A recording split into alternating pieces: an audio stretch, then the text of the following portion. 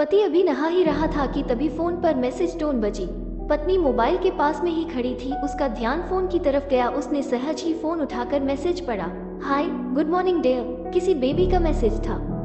पत्नी सोच में पड़ जाती है कि अब ये बेबी कौन है। तब तक पति भी नहाकर बाहर आ चुका है। पत्नी उसे किसी बेबी का मैसेज आया है बताती है।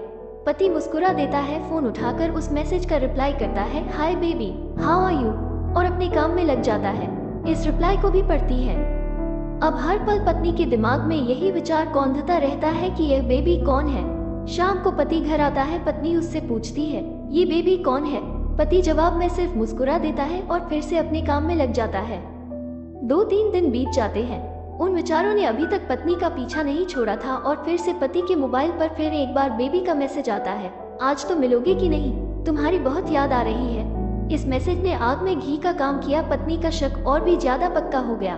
बीच बीच में ऐसे मैसेजेस का आदान प्रदान होता रहता और पत्नी के मन में शक की जड़ें और गहरी होती गई। पति पूछने पर भी जवाब में सिर्फ मुस्कुराहट के और कुछ नहीं कहता। ये शक गुस्सा बनकर तब ज्वालामुखी की तरह फट पड़ता है जब एक दिन उसे अपने पति की जेब में सिनेमा की 2 टिकटें मिलती है। पत्नी अपने पति से बहुत झगड़ती है। पति उसे समझाने की कोशिश करता है लेकिन वो कोई भी बात सुनने को तैयार नहीं है। पति को भी उस पर गुस्सा आ जाता है और यह झगड़ा और भी ज्यादा बढ़ जाता है। गुस्से में पति घर से बाहर निकल जाता है। पत्नी का गुस्सा पति से कई गुना ज्यादा है। तुरंत वो अपना सारा सामान पैक करती है, एक चिट्ठी लिखती है कि मैं मायके जा रही हूँ हमेशा के लिए, और पति का घर छोड़कर चली जाती है। गुस्सा शांत होने पर जब पति घर आता है तो चिट्ठी पढ़कर उसके होश उड़ जाते हैं। 10 दिन बीत जाते हैं और गांव के उस घर पर डोरबेल बजती है जहां पत्नी रहने चली गई है। पत्नी दरवाजा खोलती है। दरवाजे पर 10 साल की एक छोटी बच्ची हाथों में चिट्ठी लिए खड़ी है। वो पत्नी को वो चिट्ठी देती है। बच्ची से वो चिट्ठी लेकर पत्नी चिट्ठी खोलकर पढ़ती है। डियर वाइफ, जिस बेबी की वजह से हम दोनों में इतने झगड़े हुए और तुम हमारा घर छोड़कर यहाँ चली आई, यह बच्ची जो अभी तुम्हारे सामने खड़ी है वो वही बेबी है। अनाथ आश्रम की एक प्यारी बच्ची इसी के साथ में बातें करता था, सिनेमा जाता था। पहली बार जब तुमने बेबी के बारे में पूछा था तो मैंने जानबूझकर तुम्हें नहीं बताया था। सोचा था थोड़ा मजाक करता हूँ, देखता हूँ तुम कैसे रिएक्ट करती हो, लेकिन मैंने ये कभी नहीं सोचा था कि तुम्हारा शक इतना बढ़ जाएगा कि तुम घर ही छोड़ दोगी। हाँ, सबसे जरूरी बात ये तो बेबी है वो किसी और की नहीं बल्कि तुम्हारी ही बेटी है। रुको, अपने आप को संभालो और आगे की बात ध्यान से पढ़ो। हमारे शादी के 2 साल पहले की यह बात है। तुम अपने कॉलेज के लास्ट ईयर में थी। तुम्हारे प्रोफेशन में नोट्स लेने के बहाने तुम्हें बुलाया था और तुम्हें चाय में इन नशीली दवा खिलाकर ना करने वाला काम किया था। इसमें तुम्हारी कोई गलती नहीं की थी, लेकिन कुदरत ने अपना काम किया और तुम्हारे पेट में इस बेबी को डाल दिया।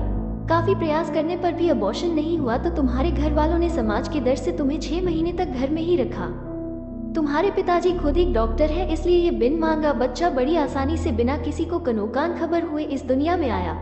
भविष्य में तुम्हारी शादीशुदा जिंदगी में कोई प्रॉब्लम ना हो, इसलिए तुम्हारे पिता ने इस बच्चे को गांव के एक अनाथ आश्रम में छोड़ दिया। ये बच्चा मतलब यही बेबी जो अभी तुम्हारे सामने खड़ी है। अगर अभी भी विश्वास नहीं हो रहा है तो इस बच्ची के गाल का वो तिल देख लो जो शायद तुमने उसे आखिरी बार रोते हुए देखा होगा, या फिर अपने पिताजी से पूछ लो।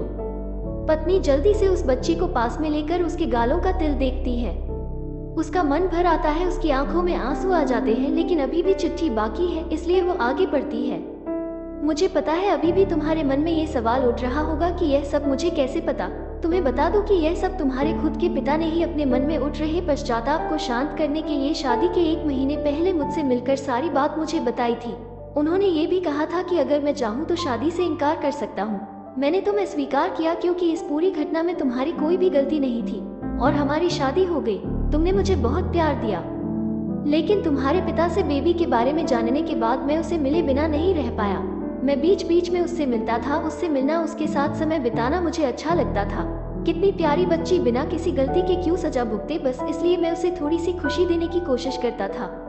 बस मुझे इतना ही कहना था। अब अगर तुम फिर से अपने घर आकर मेरे साथ रहना चाहो तब और सिर्फ तभी गैलरी में आ जाओ, तुम्हारा और सिर्फ तुम्हारा डियर पति। बिना एक क्षण की भी देरी के पत्नी दौड़कर गैलरी में पहुंची और रास्ते पर उसका पति एल खड़ा था, उसके चेहरे पर मुस्कान की पत्नी की आंखों में आंसू के पूर। कारण कुछ भी हो, अपने दोनों के बीच में कभी भी सबको थोड़ी सी भी जगह मत दो, क्योंकि दुनिया में हर बीमारी का इलाज है, लेकिन शक नाम की बीमारी का कोई इलाज नहीं है। मन शांत रखो, जो भी मन में आए एक दूसरे को बताओ।